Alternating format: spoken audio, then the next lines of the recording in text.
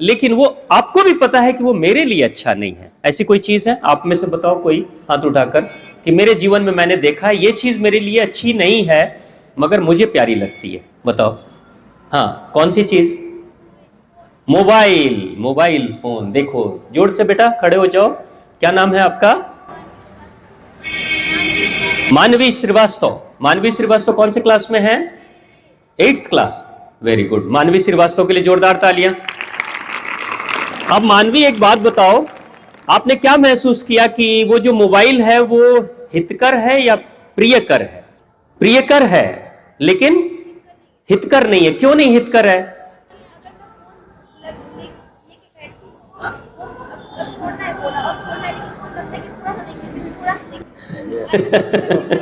बहुत बढ़िया, बहुत बढ़िया। हाँ, देखो मानवी ने कितनी अच्छी बात की कि फोन लेकर बैठे हैं और अंदर से मन कह रहा है छोड़ना है, बुद्धि कह रही छोड़ना है, लेकिन एक दूसरा मन कहता है अच्छा थोड़ी देर, अच्छा 2 मिनट और, हाँ बेटा 2 मिनट और देख लेते हैं, कौन सा लगता है आंधी तूफान आ रहा है। ठीक है, वो 2 मिनट करके 2 घंटे गुजर जाते हैं। होता है? कितने लोगों के साथ ऐसा हुआ? हाथ उठाओ। बहुत सारे लोगों के साथ। वाह क्या बात है, जोरदार तालियां अपने लिए। तो आप देखो आप क्या कर रहे हो। बैठो बेटा। आप क्या कर रहे हो? प्रियकर कार्य कर रहे हो, जो प्यारा लग रहा है वही आप कर रहे हो, लेकिन ये आपके लिए हितकर है नहीं है। आपको लगता है ये छोड़ देनी चाहिए, छोड़नी चाहिए कि नहीं? कितने लोगों को लगता है? लगता है? भाइयों को कम लगता है। हाँ, आप लोगों को कम लगता है। चलो बढ़िया, ठीक है। अब देखो छोड़ना आसान है? कठिन हो रहा है ना? कठिन हो रहा है ना? यानी आप देखो कि कोई चीज अगर आप लंबे समय तक इस्तेमाल करते हो तो एक समय उसकी लत लग जाती है। मोबाइल की भी लत आप लोगों को लग गई है, इसलिए तो रुक रुक के हाथ उठा रहे हो, थोड़ा ही उठा रहे हो, पूरा नहीं उठा रहे हो। देख ले रहे हो आजू बाजू वाले उठाएंगे तो हम भी उठा लेंगे, है नहीं? कितना मुश्किल हो रहा है। जैसे एक व्यक्ति जिसको शराब की लत लग जाती है, नशा करने की लत लग जाती है, उसके डॉक्टर कहते हैं कि तुम्हारा लीवर खराब हो रहा है, तुम्हारी किडनी खराब हो रही है, बावजूद उसके वो व्यक्ति जानता है लेकिन छोड़ नहीं पाता है। तो वो क्या गीता को जी रहा है या गीता को सिर्फ उसने सुना है या पढ़ा है? जो गीता को सिर्फ सुनते हैं, पढ़ते हैं और जो गीता को जीते नहीं हैं, वैसे लोग कृष्ण के साथ रहते हैं लेकिन कृष्ण की मानते नहीं हैं। ऐसा कौन था उस युद्ध में जो कृष्ण के साथ था लेकिन कृष्ण की नहीं मानता था? कौन था? दुर्योधन। दुर्योधन जो पात्र है ना, भगवान कृष्ण ने उसको कहा कि तुम ये जो कर रहे हो सही नहीं है। भीष्म पितामह ने कहा वत्स जो तुम कर रहे हो ये सही नहीं है। गुरु द्रोणाचार्य ने भी कहा। एक बड़ी अच्छी बात दुर्योधन कहता है, ध्यान से समझना, कहीं आपके अंदर दुर्योधन है या नहीं है आपको पता चलेगा। दुर्योधन एक बड़ी प्यारी बात कहता है कि गुरुवर पितामह, मुझे ये सब कुछ पता है जो आप कह रहे हो ना, क्या सही है क्या गलत है ये मुझे सब कुछ पता है, लेकिन मेरे अंदर एक देव रहता है। कौन रहता है? देव, देवता। मेरे अंदर एक देवता रहता है, देव रहता है, जो मुझे कभी भी इन चीजों को नहीं करने के लिए बोलता ही नहीं है। वो कहता है ये करो, जबकि मुझे पता है ये गलत है, लेकिन वो कहता है करो, तो उसके कहने पे मैं करता हूं। अब वो बताओ वो देव कौन है? वो कौन है? मन है। वो मन, वो देव है या दानव है? दानव है।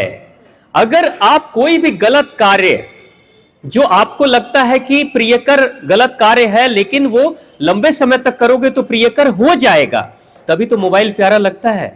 दोस्ती हो गई है ना? तो अंदर से आपका भी देव कहता है, जैसे मान्या के देव ने क्या कहा, 2 मिनट की तो बात है, 2 मिनट और देख लेते हैं, 2 मिनट और देख लेते हैं। 2 मिनट से पता चला 2 घंटे देख लिए, 4 घंटे देख लिए और समय बर्बाद कर दिया। यानी हम सबके अंदर मन ही है। हमेशा याद रखना, एक चोर भी जो होता है ना, अगर समाज में चोरी करता है और पकड़ा जाए और उससे जब पुलिस वाले पूछते हैं तुमने चोरी क्यों की, तो वो बहुत अच्छा लॉजिक देता है, इन कारणों से मैंने चोरी की, और अच्छा सटीक देता है जवाब। यानी कि चोरी करने वाला भी पहले उसका मन एक तर्क के साथ तैयार हो जाता है कि देखो अगर तुम चोरी करोगे तो फायदा होगा, अच्छा होगा। इसलिए हर समय हर किसी के अंदर वो नकारात्मक चीजों को भी सही ठहराने के लिए जो अंदर से तर्क निकल कर आता है, आपके अंदर भी आता होगा, वो कहने वाला, वो तर्क देने वाला ही देव है, जिसको दुर्योधन कहता है कि मेरा देव है, मेरा मन कहता है ये गलत है, लेकिन वो कहता है करो तो मैं कर रहा हूं, जबकि पता है कि गलत है। आपके भी जीवन में यही हो रहा है कि आपको भी अंदर से आवाज आ रही है कि भाई मोबाइल नहीं छोड़ना चाहिए। और बहुत सुंदर प्रश्न बच्चे ने कहा, एक बात याद रखना हमेशा, छोटी सी बात मैं कह दूं, मोबाइल की लत तो सबको लगी है, मैं भी देखता हूं। आप क्या करो, अगर मोबाइल आपको देखना है, टाइमर फिक्स करो, टाइमर लगाओ, टाइम फिक्स करो, किस समय मोबाइल देखना है, किस समय नहीं देखना है। आपने निश्चित कर लिया कि मुझे आधे घंटे देखना है, 1 घंटे देखना है, 2 घंटे देखना है, किस लिए देखना है। मोबाइल में देखो अच्छी चीजें भी हैं और बुरी चीजें भी हैं, समय की बर्बादी भी है और समय की बचत भी है, ज्ञान की बढ़ोतरी भी है। अच्छी चीजें देखो, इसलिए उसमें हितकर चीजों को ढूंढो। और दूसरी चीज, अगर आप मोबाइल लंबे समय तक देखोगे तो आपके पास पता है क्या होती है समस्या, यहां पे आज्ञा चक्र है, आपके दोनों आंखों के बीच में आज्ञा चक्र है।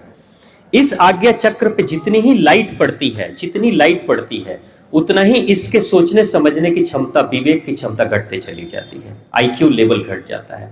कभी आपने देखा होगा, एक ही समस्या है, 2 लोगों को दे दिया जाए, एक व्यक्ति उस समस्या को आराम से सॉल्व कर लेता है और दूसरे को बहुत मुश्किल होती है। क्यों? क्योंकि आपके जीवन में जो ज्ञान मिलता है वो कहां से मिलता है। अगर कोई लाइफ में समस्या आ गई तो आपके पास 2 आंखें हैं देखने के लिए, सबके पास 2 आंखें हैं। तीसरी आंख भी कभी आपने देखी है? तीसरी आंख कितने लोगों के पास में है? तीसरी आंख का कभी इस्तेमाल आपने किया? आप में से किसी ने तीसरी आंख का इस्तेमाल किया? नहीं किया। मैक्सिमम लोगों ने किया है तीसरी आंख का इस्तेमाल। अब देखो कैसे तीसरी आंख का इस्तेमाल होता है। आपके पास अगर जीवन में कोई ऐसा प्रश्न कोई कर दे, कोई ऐसी बात हो जाए, कोई ऐसी घटना की बात हो, पुरानी घटना, बीती हुई घटना, या फिर कोई ऐसा उलझन भरे सवाल आ जाए आपके पास, तो कई बार आप ऐसा कभी करते हो, नोटिस आपने किया कभी कि कोई प्रश्न कोई कर दे, अरे भाई ये काम कैसे होगा? पता नहीं कैसे होगा, पता तो नहीं है लेकिन देखते हैं। तब उस समय आप ऊपर की तरफ देखते हो। कभी आपने नोटिस किया कि आप ऊपर की तरफ देख रहे हो? जब कुछ नहीं, दिमाग काम नहीं कर रहा है तो ऊपर की तरफ देख रहे हो। कितने लोग ऐसा करते हैं, ऊपर की तरफ देखते हैं? अरे वाह, बहुत सारे लोग, बहुत बढ़िया, जोरदार तालियां। ये कहां देख रहे हो? ये कहां देख रहे हो? आकाश में देख रहे हो? नहीं। ये दोनों आंखें मिलती हैं और इसी त्रिनेत्र के ऊपर चली जाती हैं और इससे समाधान पूछती हैं यहां से, भाई क्या है इसका समाधान, क्या है। ऑटोमेटिक भगवान ने आपको दे दिया है त्रिनेत्र कि जीवन में जब भी समस्या में आओगे तो ऊपर की तरफ देखोगे, ऊपर यानी त्रिनेत्र पे देखोगे, क्योंकि ये दोनों आंखें नीचे हैं, ऊपर वाली ऊपर है, इसलिए इन्हीं को हम देखते हैं। तो हम सब ने त्रिनेत्र का इस्तेमाल किया है।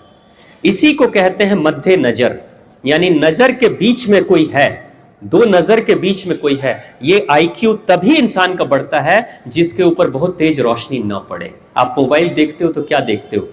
सामने मोबाइल है, उसकी तेज रोशनी यहां पे पड़ती है और यहां पे पड़ती है, धीरे धीरे इसकी कार्य क्षमता घटते चली जाती है। आपके विवेक की, सोचने विचारने की क्षमता धीरे धीरे घट जाती है। इसलिए कोशिश करो कम से कम देखो और समय निश्चित कर लो। देखो, गुलाम मत बनो। आप निश्चित कर लो कि मुझे इतनी देर देखना है या नहीं देखना है। आप कभी भी ये टेस्ट करके देख लेना, मोबाइल सामने पड़ा है और आपने डिसाइड कर लिया 1 घंटे मैं इस मोबाइल को नहीं छूऊंगा, नहीं छूऊंगी 1 घंटे, लेकिन सामने मोबाइल है। आप देखना कि 1 घंटे में कितनी देर खुजली मचती है आपके हाथ में, कितनी बार खुजली मचती है। और 1 घंटे अगर बिना खुजली मचाए, बिना मन में हलचल किए अगर आपने मोबाइल को नहीं छुआ तो समझ लेना कि आप अपने मन के मालिक हो गए।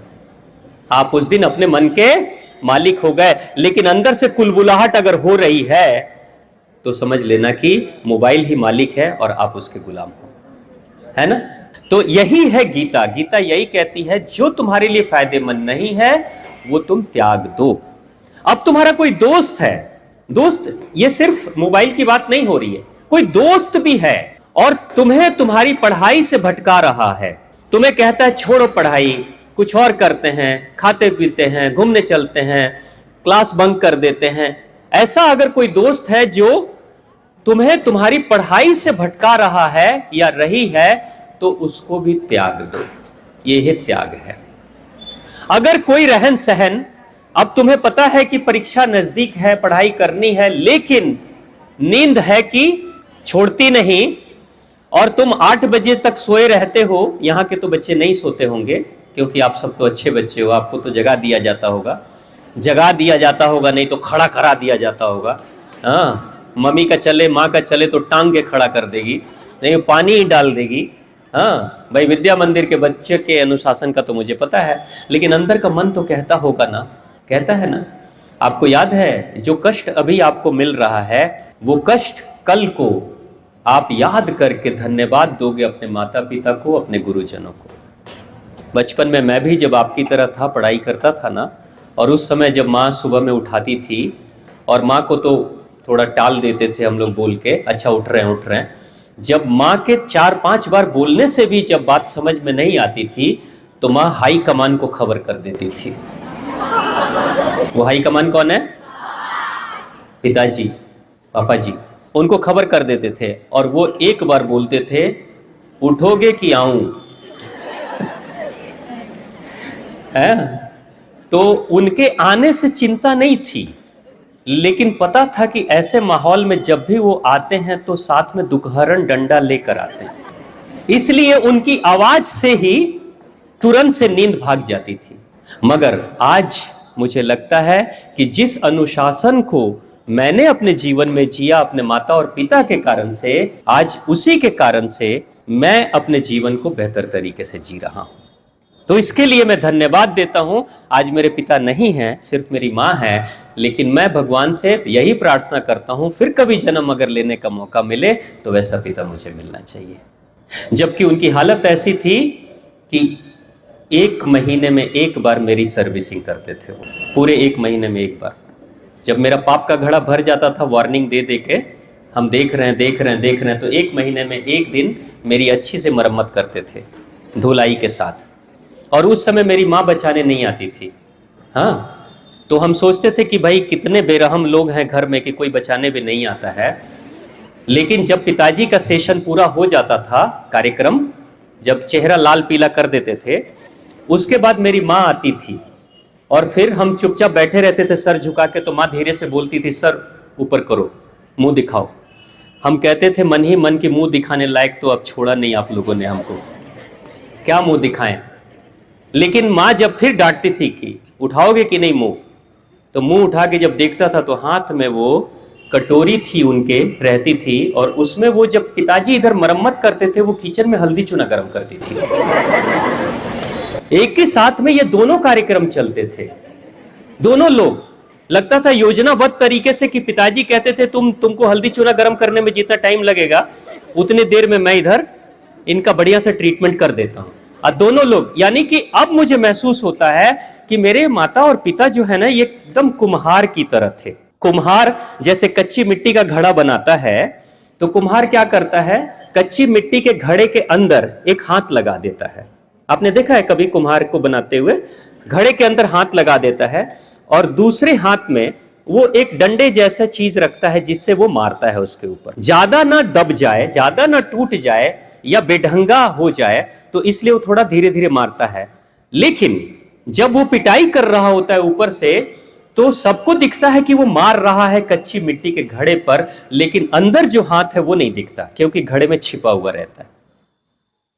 मगर वही एक सहलाने वाला, सहारा देने वाला हाथ, हल्दी चूना मेरी मां लगाने वाली, वो लगाती थी हल्दी चूना, और पिताजी ऊपर से आयरन करते थे, है ना। दोनों ने मिलके मेरे जीवन को सुडौल बना दिया। और फिर दोनों मिलकर, जैसे एक कुम्हार दोनों हाथों से पकड़कर घड़े को धधकती हुई आग में डाल देता है, तो घड़ा सोचता होगा कि कितना निर्दयी है ये, मुझे तपती हुई जलती हुई आग में जला रहा है। लेकिन वो पकने के बाद, वो घड़ा पकने के बाद इतना मजबूत हो जाता है कि रेत, मिट्टी और पानी से बना हुआ घड़ा पानी में डाल दो वर्षों तक, लेकिन मिक्स नहीं हो पाता है, गल नहीं पाता है मिट्टी से बना, है पानी से बना और रेत से बना, मगर मिल नहीं पाता है। यानी ऐसा ट्रांसफॉर्मेशन हो जाता है, इतना परिवर्तन, बदलाव होता है। तो जीवन में हमेशा याद रखना, अगर आपको कष्ट अगर हो रहा है पढ़ाई करने में, कोई आपको लगता है कि हाँ बार बार घर के लोग बोलते हैं पढ़ाई करो, गुरुजन बोलते हैं, कितने लोगों को तकलीफ होती है पढ़ाई वढ़ाई करने के नाम पे? कितने लोगों को तकलीफ होती है? ईमानदारी से हाथ उठाओ, गुरुजी कुछ नहीं बोलेंगे। हाँ, यहाँ पे कोई क्लास नहीं चल रहा है, हाँ मन नहीं करता है ना, अच्छा नहीं लगता है ना, हाँ देखो पीछे भी बच्चों को नहीं, सबको, आप लोग को अच्छा लगता है, बहुत अच्छा लगता है पढ़ाई करना। गुरुजी की डांट कैसी लगती है? अच्छी लगती है? जोरदार तालियां अपने लिए। देखो बेटा, एक चीज याद रखना, आप ना अपने घर पे जाना तो अपने मम्मी से चाहे पापा से पूछना, माँ से, पिताजी से पूछना कि अगर मेरी उम्र में आप आ जाओगे, अगर भगवान जी, ऐसा होता नहीं है, लेकिन भगवान जी ने अगर आपको मौका दे दिया कि आप 15 साल, 16 साल या 20 साल के हो जाओ, तो आप क्या करोगे? ऐसा आप अपने माता और पिता से पूछना। पता है वो जवाब क्या होगा उनका? वो यही कहेंगे कि अगर हमें मौका मिल गया तो हम इतनी मेहनत करेंगे, इतनी पढ़ाई करेंगे कि हम अपनी जिंदगी बदल देंगे, बेहतर कर लेंगे, किस्मत अच्छी बनाएंगे, ऐसा हम कर लेंगे। ये जवाब आपके माता पिता से आएगा। हम जिन भी लोगों से मैं पूछता हूं वो लोग यही कहते हैं। पता है ऐसा क्यों कहते हैं? मैं फिर पूछता हूं आगे कि अच्छा, तो जब आप पढ़ाई कर रहे थे, यानी आप जैसे बच्चे के रूप में पढ़ाई कर रहे थे, तो फिर आप मन लगाकर आपने पढ़ाई क्यों नहीं की? तो उन्होंने कहा पता ही नहीं था कि पढ़ाई का महत्व क्या होता है, और पढ़ाई नहीं करूंगा तो बाद में जिंदगी कितनी पिटाई लगाएगी, कितने संघर्ष झेलने पड़ेंगे, ये पता नहीं था। अब जब पता चला तो उम्र बढ़ गई है, स्कूल जा नहीं सकता, फिर से पढ़ाई कर नहीं सकता। तो ये जब आप पूछोगे ना तो आपको पता चलेगा, क्योंकि आप भी उसी दौर में हो। आज पढ़ाई में मन लग नहीं रहा है, लेकिन जब समय निकल जाएगा और जिंदगी में बहुत संघर्ष झेलने पड़ेंगे, तो उस समय फिर आपको पीछे का दिन, वो महाऋषि विद्या मंदिर याद आएगा कि गुरुजी लोग कहते थे कि बेटा पढ़ाई कर लो, मन लगा के पढ़ाई कर लो, माता पिता कहते थे, है ना, लेकिन हमारा तो मन लगता नहीं था। लेकिन अब पछता रहे हैं क्योंकि समय निकल चुका है। एक विश्व चैंपियन था, बॉक्सर विश्व चैंपियन, वो बॉक्सिंग करता था, वो विश्व चैंपियन हुआ। तो उससे पत्रकारों ने पूछा कि आप इतने बड़े, मतलब पूरी दुनिया में सबसे बड़े बॉक्सर कैसे बने, तो उसके पीछे राज क्या है, आपकी सफलता का राज क्या है? तो उसने कहा कि मेरी सफलता का राज जो है वो विश्व चैंपियन का जो मेडल है ना, चमचमाता हुआ मेडल, वही मेरी सफलता का राज है। पत्रकार ने कहा कि वो तो विश्व चैंपियन का मेडल आपको मिल गया, ये सफलता तो आपको प्राप्त हो गई, लेकिन क्या जब आप प्रैक्टिस करते थे, मेहनत करते थे, उस समय आपका मन लगता था? जैसे आज आप पढ़ाई कर रहे हो तो मन नहीं लग रहा है, तो वैसे ही वो भी प्रैक्टिस करता था बहुत वर्षों तक, तो क्या मन लगता था? उसने क्या कहा कि जब मैं सुबह के 3:30 4 बजे, मेरा कोच जब मुझे जगा देता था और प्रैक्टिस करने के लिए बोलता था, तो उस समय मुझे मेरे कोच पे बहुत गुस्सा आता था, बहुत गुस्सा आता था, और मेरा मन बिल्कुल नहीं करता था कि मैं प्रैक्टिस करूं, बिल्कुल नहीं करता था। और कोच डांट डांट के प्रैक्टिस कराता था, तो मुझे बार बार क्रोध आता था, गुस्सा आता था, मन करता था छोड़ दूं इस प्रैक्टिस को। लेकिन वो जो चमचमाती मेडल जो अभी मुझे मिली है कई वर्षों के बाद, इसकी फोटो मैंने बना रखी थी और अपने कमरे में लगाया था, और मैं रोज देखता था। जब मेरा मन प्रैक्टिस करने का नहीं करता था, तो उस समय जाके मेडल के सामने खड़ा हो जाता था कि ये चमचमाती हुई मेडल, दुनिया के टॉपर मेडल मेरे हाथ में आना चाहिए, मैं इसको लूंगा एक दिन पूरी दुनिया मेरा नाम जानेगी, ऐसा उसने कहा। और बार बार जब मन नहीं करता था तो उसको देखता था, और यही देख देख कर प्रैक्टिस करते करते शरीर साथ नहीं दे रहा है, मन साथ नहीं दे रहा है, मन कर नहीं रहा है, कोच की डांट पड़ रही है, बावजूद उसके मेहनत करते करते एक दिन विश्व चैंपियन बन गया। तो वो सफलता के पीछे उसने क्या बोला कि आपका मन लगे ना लगे, चाहे जो भी काम आप कर रहे हो, आप पढ़ाई कर रहे हो, आप अगर स्पोर्ट्स पर्सन हो या कोई भी हो, आपका अगर मन ना लगे उस काम को करने में, तो आप क्या करो, अपने लिए एक सपना बना लो, अपना टारगेट बना लो। जैसे आपने अपना टारगेट बनाया है, आपको जीवन में करना क्या है। कितने लोगों ने अपना टारगेट डिसाइड कर लिया, एम डिसाइड कर लिया, मुझे क्या करना है? आपने कर लिया है? क्या बनना है आपको? पुलिस, पुलिस में जाना है। आपको क्या बनना है बेटा? आर्मी में जाना है, आर्मी में। और हाँ, क्या बनना है बेटा? आईएएस बनना है। बहुत बढ़िया, जोरदार तालियां अपने सपने के लिए। अब देखो, अब ये सपना पूरा करना है ना, तो ये सपना अभी कहां है आपका? अभी कहां है बेटा? ये सपना कहां है? घर में है? दिमाग में है?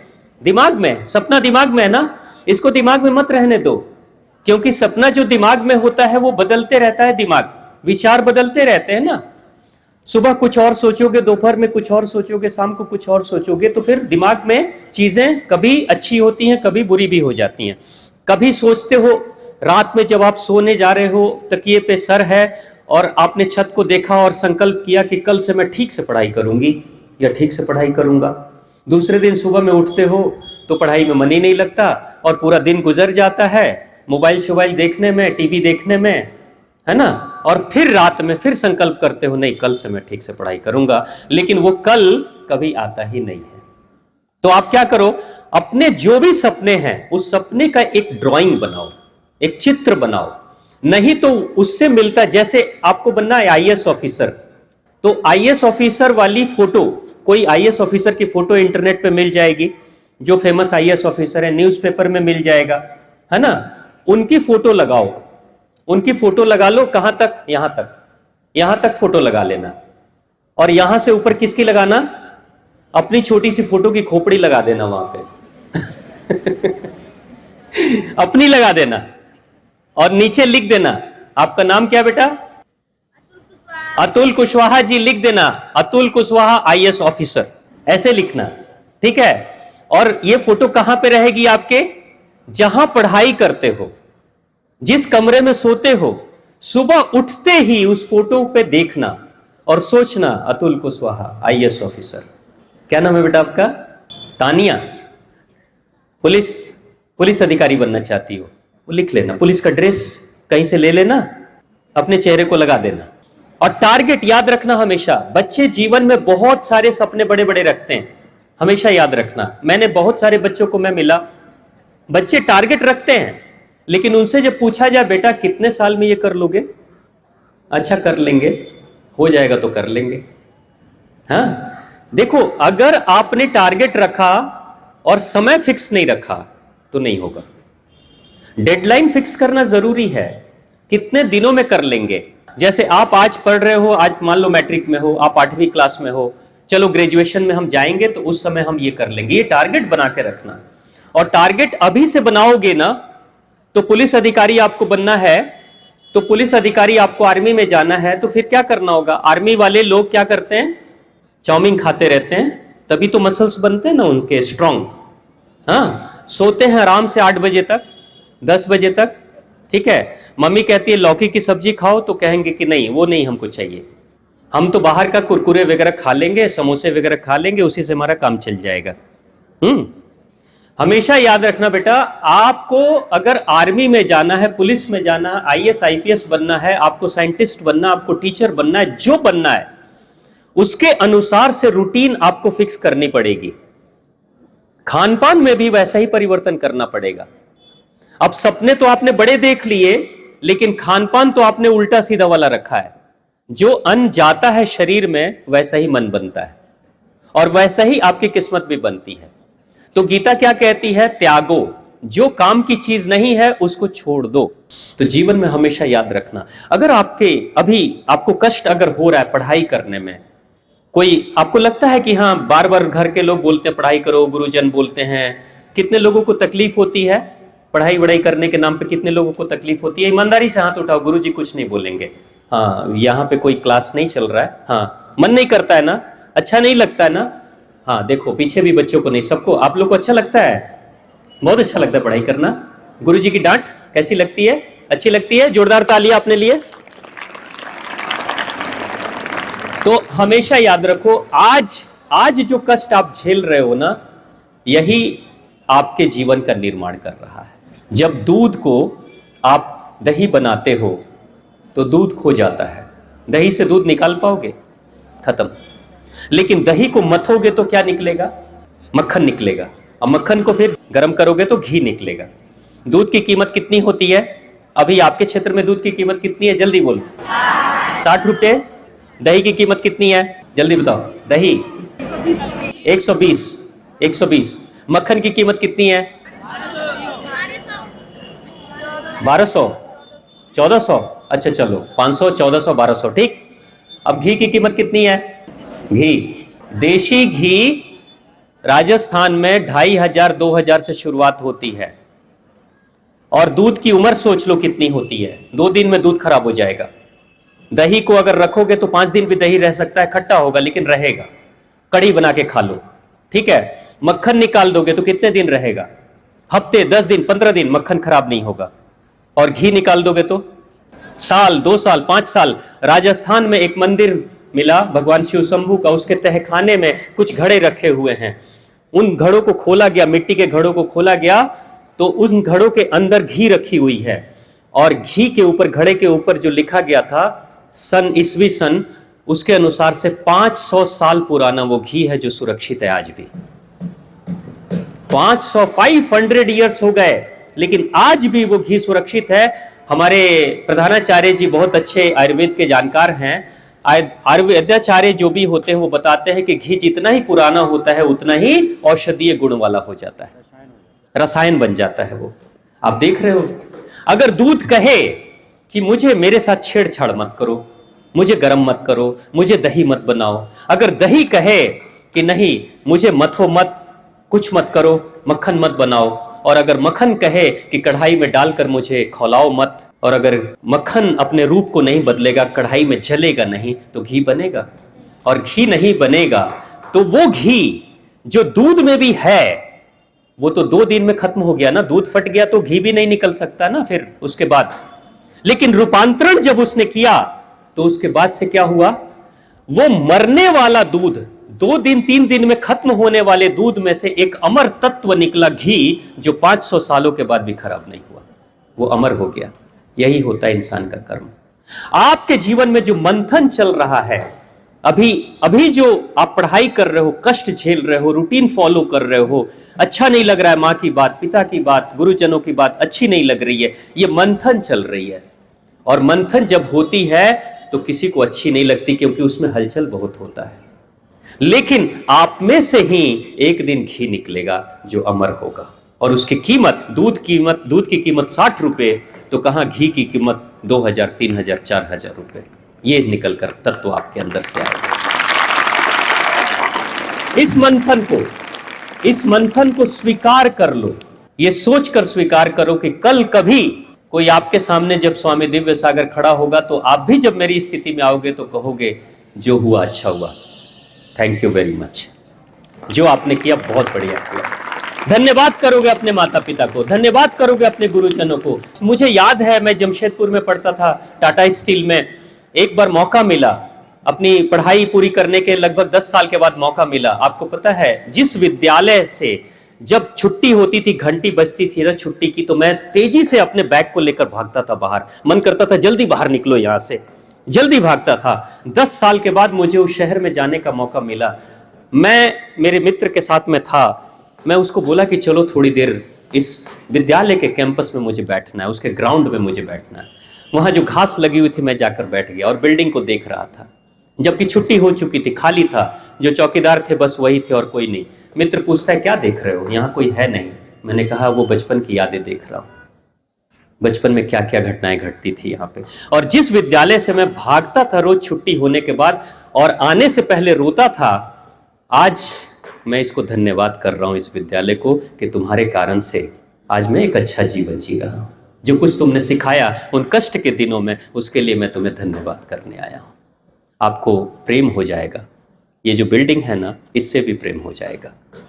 जब निकल कर चले जाओगे ना, तो जब इस रास्ते से गुजर कर जाओगे तो पलट कर देखोगे तो फिर ये बिल्डिंग नहीं दिखाई देगी, इसमें ये वक्त भी दिखाई देगा, वो आप भी दिखाई दोगे, ये यूनिफॉर्म भी दिखाई देगा, गुरुजनों की डांट भी दिखाई देगी, लेकिन बड़ी प्यारी लगेगी। समय कम है, आपकी छुट्टी का समय हो गया है। एक छोटी सी बात मैं आप सबसे कहना चाहता हूं, कभी फिर मौका मिला, गुरुजी अगर मौका दिए तो मैं चाहूंगा कि कुछ एक बड़ा लंबा सत्र हो जिसमें कि आपके क्वेश्चन सेशंस वगैरह भी हो। एक छोटा प्रयोग जो गुरुजी ने कहा मैं चाहता हूं वो करो कभी भी। आप में से कितने लोग हैं जिनकी उम्र 15 साल की हो गई है? 15 साल वाले, हाँ 15 साल के बच्चे, हाँ 15 साल वाले, बहुत बढ़िया। आप लोग ध्यान से सुन लो, मैं छोटे बच्चों को फिर बता दूंगा। करना क्या है, आप अगर चाहते हो कि आपका मन शांत हो, आप चाहते हो कि क्वेश्चन पेपर जब आए तो पढ़ा हुआ विषय आप भूल न जाओ। ऐसा होता है जो पढ़ा वो भूल गए और बाद में एग्जाम से बाहर निकले तो सब याद आ गया, लेकिन आंसर ठीक से करके नहीं आए। अगर ऐसा चाहते हो कि पढ़ी हुई चीजें बाद में याद आ जाए, तुरंत से याद आए एग्जाम के टाइम पे, तो उसके लिए एक छोटा प्रयोग आप करना।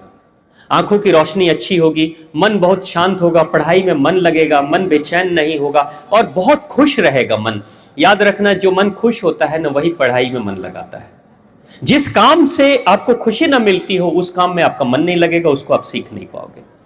इसलिए कबीरदास जी महाराज कहते हैं कि पोथी पढ़ी पढ़ी जगमुआ पंडित भया न कोय, ढाई आखर प्रेम का पढ़े सो पंडित होए। का मतलब होता है जो प्रेम से कोई काम अगर आप करोगे तो उस विषय के पंडित हो जाओगे, प्रेम। इसलिए भगवान कृष्ण ने भगवत गीता में ज्ञान मार्ग बता दिया, कर्म मार्ग बता दिया, सब बताने के बाद अंत में भक्ति मार्ग कह रहे हैं कि हृदय चक्र तू जगा, दिल से जो काम करेगा अर्जुन तू महान हो जाएगा। इसलिए आपका दिल जगेगा, पढ़ाई में मन लगेगा। करना क्या है, सुबह उठते ही आपको पानी पीना है। पेट की सफाई से पहले, फ्रेश होने से पहले पानी पीना है। कितना पानी? 15 साल और 15 साल से ऊपर वाले को 1.25 लीटर पीना है। कितना? आपके मन में आ रहा है कि पेट में फट जाएगी? नहीं, ऐसा कुछ नहीं होगा, क्योंकि मैं ये प्रयोग करता हूं। ठीक है, हमारे साथ 2 भाई लोग खड़े हैं, ये लोग भी करते हैं, गुरुजी भी करते हैं। ठीक है, 1.25 लीटर पानी धीरे धीरे प्रयोग करना, धीरे धीरे मात्रा बढ़ाना। 1.25 लीटर का मतलब कितना होता है? 5 पाव।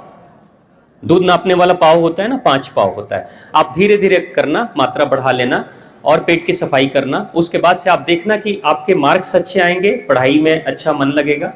और उसके पूरे डिटेल में मेरे YouTube वीडियो पे भी है, चाहे तो देख सकते हो। छोटे जो बच्चे हैं, आप छोटे बच्चे, आप लोग क्या करना, 3 पाव यानी कि 500 ml।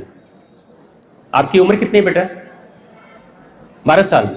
ठीक है, 12 साल यानी कि आपको 500 ml पानी पी सकते हो। ठीक है, आपसे बड़े हो गए तो 600 ml, 700 ml। आपको धीरे धीरे 1.25 लीटर पे आना है, तो आप धीरे धीरे मात्रा बढ़ाना। और एक छोटा प्रयोग ये करना, पेट की, देखो जिसका पेट साफ होता है ना रोज, उसका दिमाग साफ रहता है और दिमाग में जो कुछ पढ़ोगे वो याद रहेगा और रिकॉल कर लोगे। ठीक है, तो दिमाग की शक्ति बढ़ती है इस प्रयोग को करने से, है ना। ये प्रयोग शुरू करना, कभी बाद में मौका मिले तो विस्तार से बात कर लेंगे। अब दिमाग तेज करने के लिए एक छोटा प्रयोग, अंतिम प्रयोग आपको करना है। सब लोग करेंगे, दिमाग तेज करेंगे। मैं गुरु जी से प्रार्थना करता हूं कि ये प्रयोग सभी बच्चों को प्रेयर के समय कराया जाए। उससे क्या होगा कि जब आप प्रेयर करने के लिए आते हो सुबह के वक्त में, प्रेयर करके और ये प्रयोग करके जाओगे क्लास में, बिल्कुल जगे हुए से जाओगे। ऐसा नहीं कि सोए हुए हैं, बॉक्स बैग खोले हुए हैं, पढ़ाई में मन नहीं लग रहा है ना।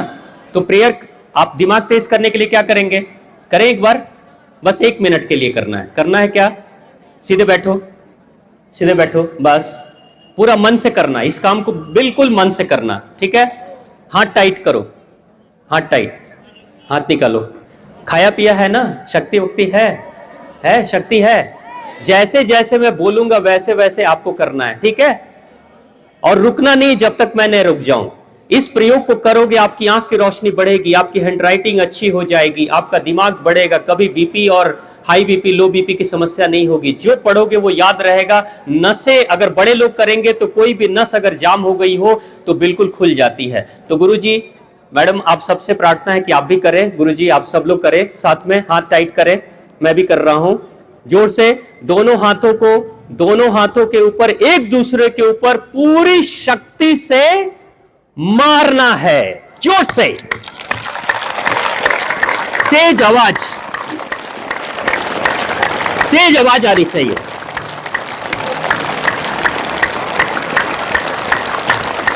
मेरी तरह आवाज आनी चाहिए, और जोर से, और तेज।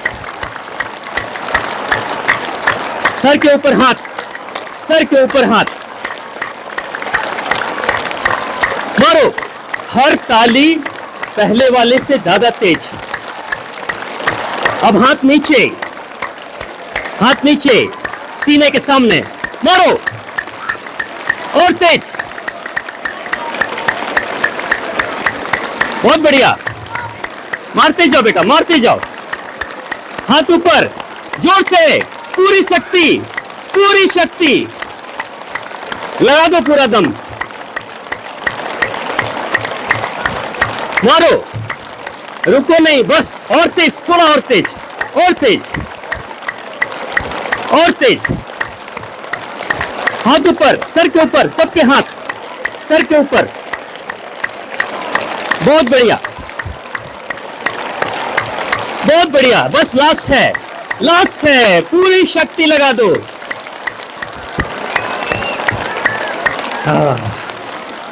कैसन लागल? हाथ लाल हुआ? कितने लोगों का हाथ लाल हो गया? देखो हाथ, देखो देखो मेरा कैसे हो गया, लाल हुआ। अब एक दूसरे की शक्ल देख लो, चेहरे पे चमक आ गई होगी, किसी को नींद नहीं आ रही होगी, आ रही है बेटा नींद? गुरुजी नींद आ रही किसी को? बीपी हाई हो या लो हो, बीपी हाई हो या लो हो, दोनों ठीक हो जाती है, और हैंडराइटिंग बहुत अच्छी हो जाएगी लगातार आप करोगे तो। किसी के हाथ कांपते हो, है ना, ये सारे खत्म हो जाएंगे। शरीर में कहीं भी नस जाम हो, अपने माता पिता से कराना, सब ठीक हो जाएगा। ये काम मैं चाहूंगा, प्रधानाचार्य जी से विनती करूंगा कि जरूर जो हमारे प्रेयर्स का समय हो, बस 1 से 2 मिनट में ये करना है। 2 मिनट करेंगे काफी है, 2 मिनट से आपके जीवन में अद्भुत परिवर्तन हो जाएगा। तो बहुत प्यार से आपने सुना, समझा, और गीता जयंती के लिए एक बार पुनः मैं आप सभी को ढेर सारी शुभकामनाएं, सभी गुरुजनों को शुभकामनाएं देता हूं, और प्रधानाचार्य जी को बहुत कोटिशा धन्यवाद करता हूं, आपने हमें मौका देने के लिए।